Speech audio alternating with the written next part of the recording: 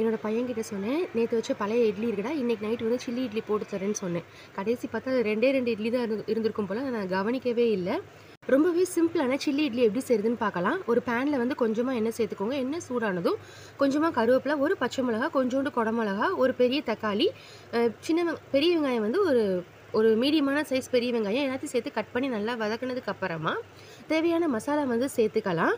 1/2 spoon மஞ்சத்தூள், 1/2 spoon வந்து தனி மிளகாய் தூள், 1 ஸ்பூன் வந்து கரம் மசாலா சேர்த்துக்கலாம், 1/2 ஸ்பூன் ஜீரகத்தூள், தேவையான அளவு உப்பு சேர்த்து மசாலாவோட வெங்காயம், தக்காளி, குடமிளகாய் எல்லாமே சேர்த்து நல்லா மிக்ஸ் பண்ணி விட்டுருங்க. இதோட வந்து 1 கிளாஸ் அளவுக்கு தண்ணி சேர்த்துக்கலாம். தண்ணி சேர்த்து ஒரு கொதி வந்ததுக்கு அப்புறமா கட் பண்ணி வச்சிருக்க இட்லியும் வந்து சேர்த்துக்கலாம்.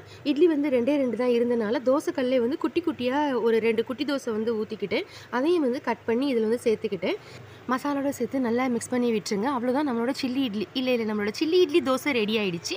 மறக்காம நம்ம சேனலை சப்ஸ்கிரைப் பண்ணிக்கோங்க.